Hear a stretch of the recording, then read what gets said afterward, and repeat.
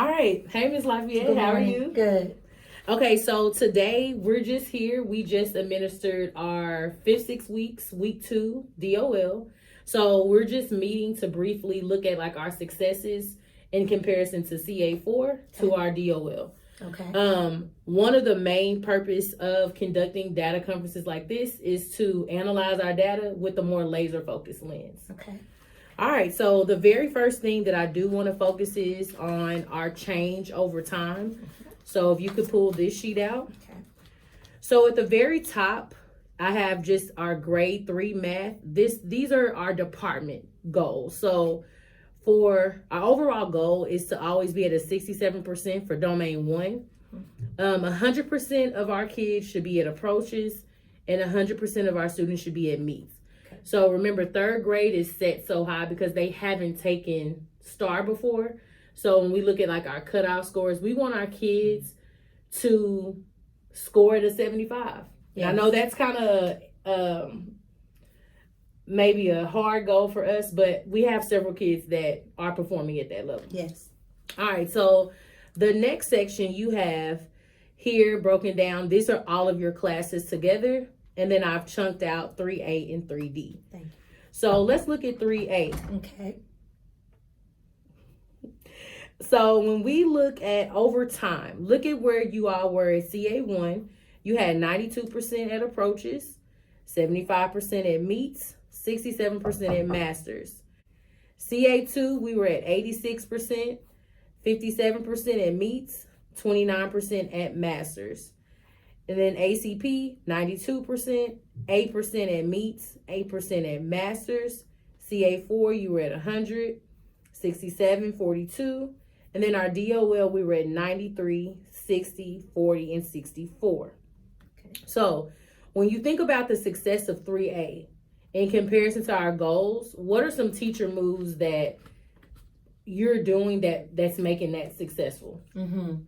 So the main teacher move that stands out to me is understanding the student expectation and then making sure that all of the questions that I present to my scholars are aligned to that student expectation. So basically just the alignment of the questions that I'm using within my learning environment. Then also using that quality work criteria, starting with the concrete and hands-on manipulatives before we advance into the more abstract thinking. And then also just giving them an opportunity for discourse within my classroom. So giving them an opportunity to justify their answers orally and written as well. And then I know with my 2 sections, we're very goal oriented. So we group them, or they're grouped according to by their goals. Yeah, I like that. I really want to punch how you mentioned the quality work criteria, starting with the concrete and how that supports the alignment of the SEs, because with the trajectory of the SE for 3rd grade, a lot of those SEs are built off of having the concrete. So I think that's great. Okay. All right, so let's look at 3D. Okay. So 3D, I want to kind of stay and live in 3D. So when you compare 3A and 3D over the course of time, what would you say your lowest, or, well, not your lowest, but your section that you love the most? What section would you say would be out of 3A or 3D? Well, that's a difficult question. Just based off of data. Oh, okay. Okay. Okay, yeah. Data that I love the most. Okay, let's see here. Okay, so 3D compared to 3A at approaches. Okay, so, well, 3A is at 93% approaches, where 3D right now is a little bit more than half of my scholars, which is 54%.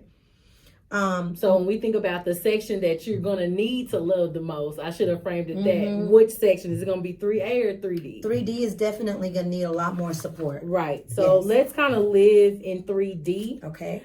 Just based off the data. So they've made tremendous gains though. So From CA1, they were at 33%, just overall passing. CA2, 86. ACP, we took a slight dip. Yeah.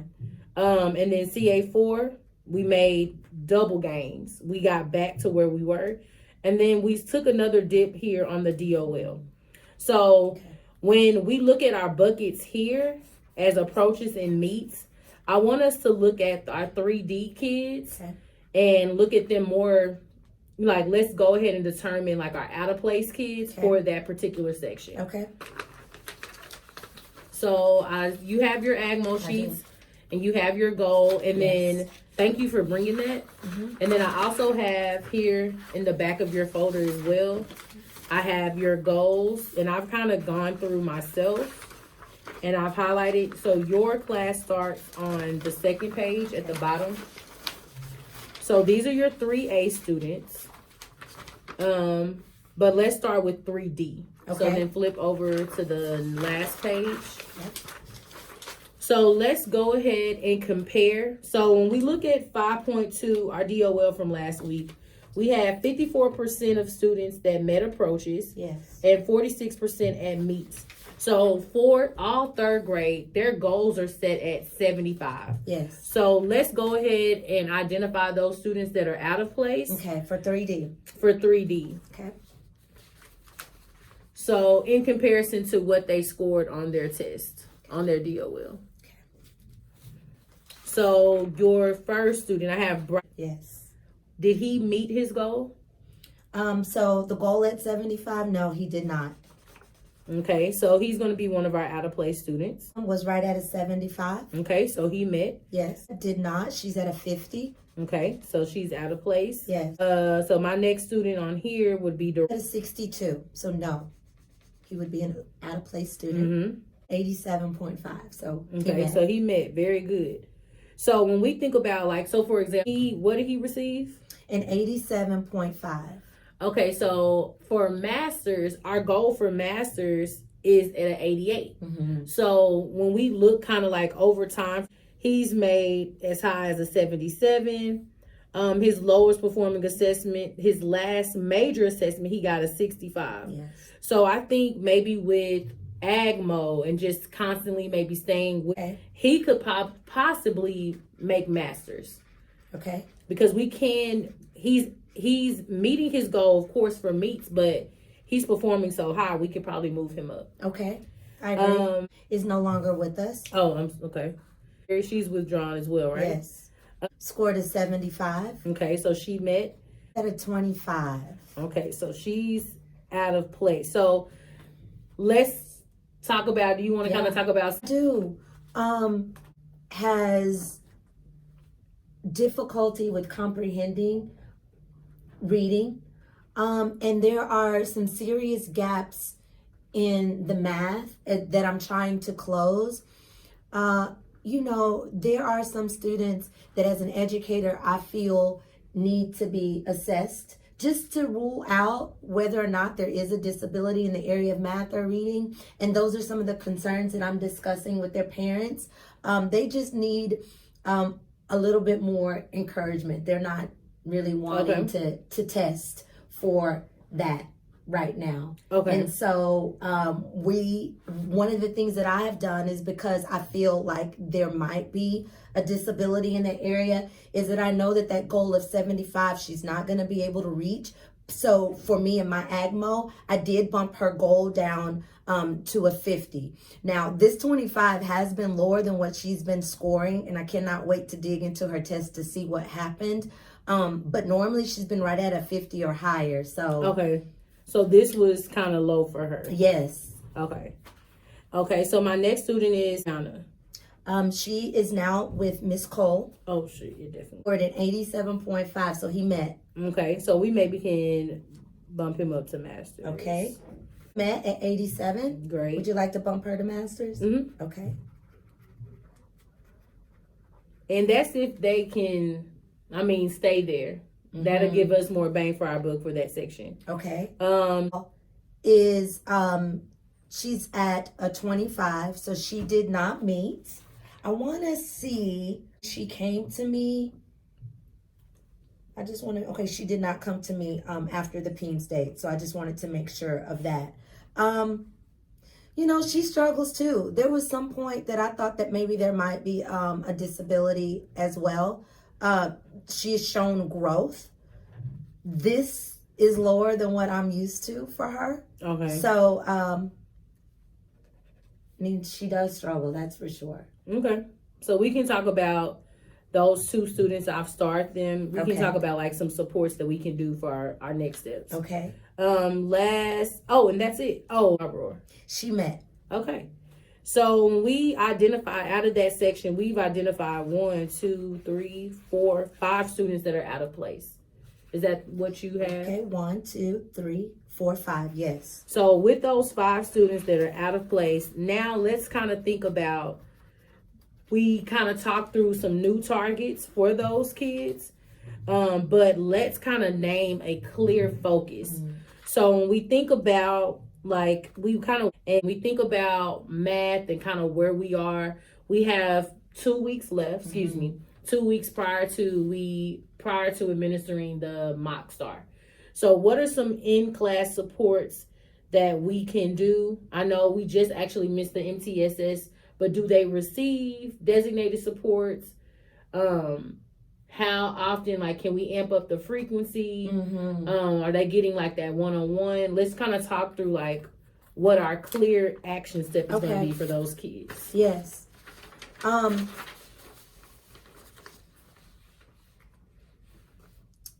So they're not getting one-on-one. They are, however, getting small group rotations within the learning environment. And in their small group rotations, I think they're in with 5 total students. So one of the things that I could do within the learning environment is maybe making their groups smaller. So instead of having 5, maybe just do a smaller group with my out of place students, maybe like a 3 and 2, since we have 5. I'm a little concerned about putting all 5 of them together in a small group, just because I feel like they need almost close to one-on-one support. Okay. So just smaller than 5 in a group. Okay. So I have an idea. So we have, and I don't have it in front of me, so I definitely need that. But we have performance descriptors for each grade level for math. So they are broken down by skills that for approaches, meets, and masters. Okay. So when we think about he was out of place and he received what? A 50. Okay. So when we look at our cutoff, approaches is at a 53. So what I'm thinking, and you even mentioned that normally performs within a 50. Yeah. So those students that are out of place, they're out of place for meets, but they can perform at approaches. I agree with you. So for our last focus, we can just focus on what the SEs that they get in that group can just be what the performance descriptors are for approaches. Okay. So what I need to do, and I'll write that down. So the clear focus, we would have to come up with another SE calendar. Okay. So when they rotate to you, you're only going to focus on the SEs aligned to the approaches performance descriptors.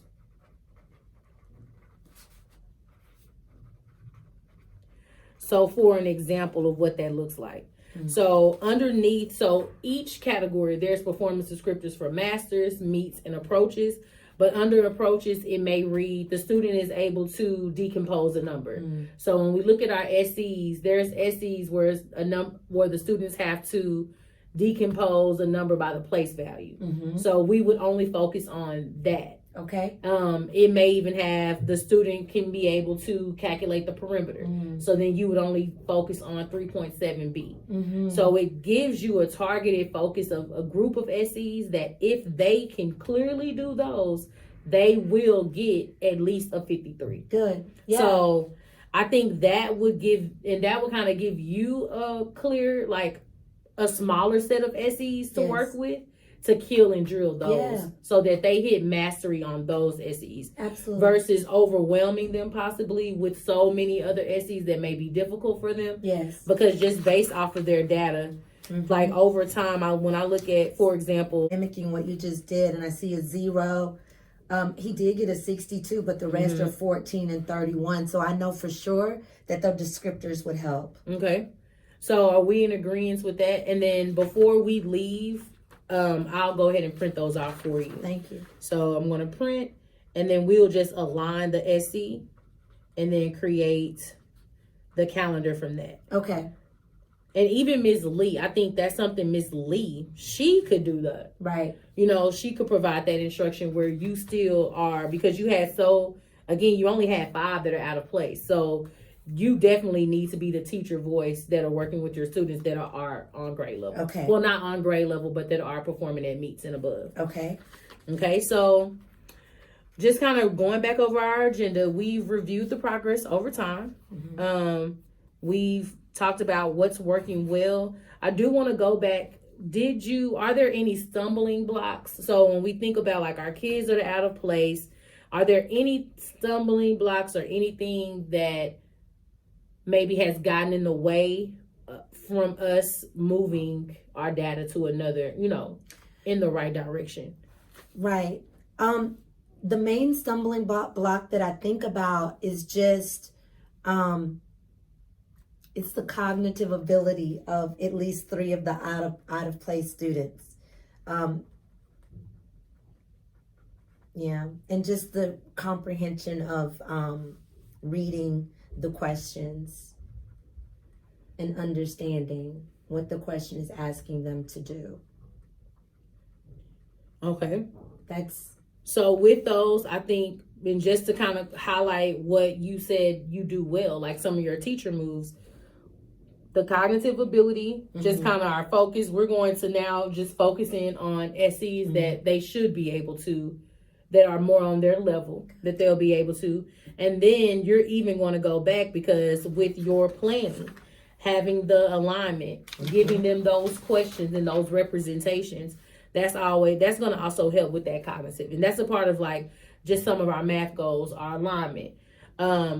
Comprehension, giving them that feedback. I do want to kind of punch there. Okay. Giving them, just making sure you're AgMoing, you have evidence of your laps. Yes. You do a good job of that. So just keep doing that. Okay. Make sure that during that independent practice, when you're releasing them, you're giving them that bite-sized feedback so that they can do a quick fix, and then you're going to come back and allow them to give them that follow-up. Okay. So those are some things. So with your stumbling block, go ahead and continue that cognitive ability. We have those designated supports in place. Okay. So making sure that those students that need oral, they're getting oral. Okay. So again, you have Ms. Lee in place. So continue with that small group, but for everything that she does, she's reading that question. Okay. And then she's just kind of going through that problem solving model. But make sure that she's reading at all times. So if they need their math manipulatives, you have their baggies ready, just making sure that they have their designated supports. That can kind of help with their cognitive ability. Okay. All right, so we reviewed our out of place students. We've punched our next key practices for the next 6 weeks. So for the next 6 weeks, well, the next 2 weeks, but moving forward, we're just going to, with those small groups, based on where they are, if they are like performing at approaches, like our out of place kids, we're just going to make an SE calendar that is going to be focused on those performance descriptors. Yes. And then the kids that are at meets, we can add some of those performance descriptors for them, but then we want to just keep reviewing with the IPC and then allow our SEs to kind of tell us. Okay. And then that's pretty much going to be it. I do want things that you do well, I want you to continue. Okay. So everything that's working, they're working, Ms. Lafayette, so don't stop. Okay. So make sure that you're continuously planning. You and Ms. Cole, you all are doing the side by side. You and Ms. Lee have really taken on that work, so I appreciate that. Scripting, doing your AgMo, keep doing that. Okay. And then starting with the hands-on. Yeah. That's pretty much it. Before we leave, just for spring break and just to review, I did put in your folder, in your packet, you can go flip through here. Okay. Your SEs. So they kind of go over the SEs of that last DOL. So this is for each class. So you can kind of see what that low SE was. And we've already kind of talked about it. It was the perimeter. Yes.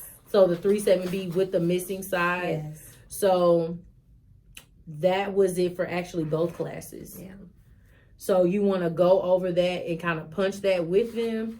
And then you can even see that was you got question 3 and 8. So then look here, 3, the correct answer was A, but you kind of see what they selected. Okay, yes. So for 3, they selected B in this group.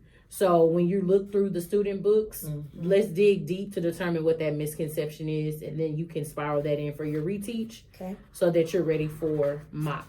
Okay. So just keep hitting perimeter. Okay, will do. And that's pretty much it. Do you have any questions for me? No, thank you so much for all your support. Thank you. And then that's it. Okay. All right. Thank